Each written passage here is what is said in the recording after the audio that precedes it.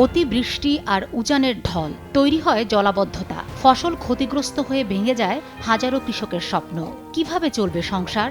এক মৌসুম ক্ষতিগ্রস্ত হলে প্রভাব থাকে সারা বছরের। ধানের মিষ্টি গন্ধ মনে করিয়ে দেয় ফসলের মৌসুমের কথা। তবে কাওয়াদিঘি হাওরের বাস্তবতা ভিন্ন। এখানে এখন পচে যাওয়া ধানের গন্ধ।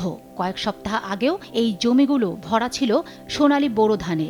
এখন বেশিরভাগ জায়গায় পানি, কাদা আর নষ্ট হয়ে যাওয়া ফসল। পাঁচকিয়ার বর্গা নিয়ে ধান চাষ করেছিলেন রসেন্দ্র নমসূত্র। ঘরে তোলার পর্যায়ে ছিল ফসল। তার আগেই টানা বৃষ্টি আর উজান থেকে নেমে আসা পাহাড়ি ঢল ডুবিয়ে দেয় পুরো এলাকা।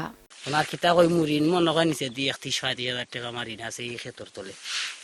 এছাড়া আমার আর গতি নাই। ওখান তো দেখলাম আমি বাদ খাইতে পারতাম না। এই যে ধান তুলছি ওনার কিতা কইতাম আপনার আরে আর চলতাম ওই খেমলা খান। ওখানে একমাত্র না নৌকাও নাই, চলমু জেনে নখন।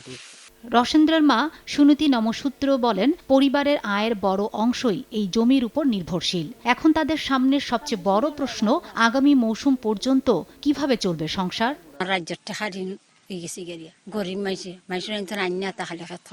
এই দৃশ্য শুধু একটি পরিবারেরই নয়। মৌলভীবাজারের কাইল, কাইঞ্জার, হাকালুকি ও কাওয়াদিঘি হাওরের বিভিন্ন পরিবারের একই অবস্থা।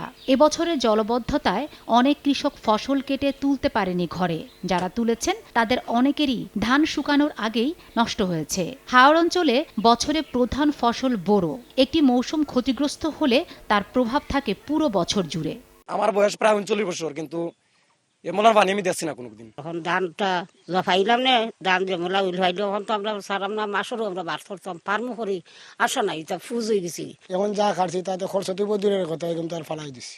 মানে গেড়ে আইসে ফসি গেছে, ধানের কাজ হইতো না। ফসল নাই, ইনকামও নাই। আমরা তো আমার স্বামীও বাড়ির বেকার, ও গৃহস্থের উপরে আমরা সম্বল, 3টা বাচ্চা। এখন আমরা যাইরা যাইরা লইতে হর এই অবস্থায় আমরা আছি। আমরা কিছু সকল এই বছর বড় বিভ্রান্তির মধ্যে আছি।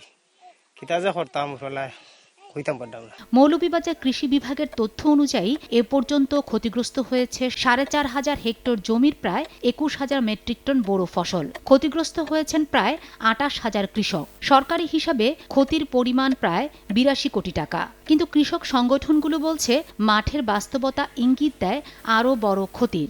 সরকার সহায়তার জন্য খুব দ্রুত তাদের পাশে দাঁড়ান এবং তাদের ক্ষতি পূরণ শুধু নয়, আগামীতে কিভাবে চলবে এবং জীবন জীবিকা কিভাবে তাদের চালিয়ে নিবে সেই দিকেও সরকারের দৃষ্টিপাত দেওয়া উচিত বলে আমি মনে করি। 4,206 হেক্টর জমিতে আমাদের এই ধান ক্ষতি হয়েছে, যার উৎপাদন প্রায় 21,000 মেট্রিক টন, যার বাজার মূল্য 82 কোটি টাকার সমান। ক্ষতিগ্রস্তদের সহায়তার আশ্বাস দিয়েছেন জেলা প্রশাসন।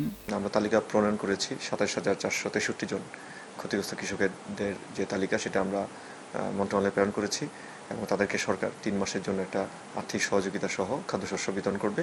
সেই বরাদ্দ পাওয়া মাত্রই আমরা তাদের কাছে বিতরণ করব।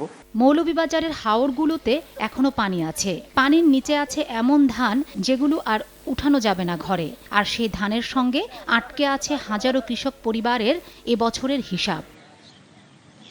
সময় সংবাদ, মৌলভীবাজার।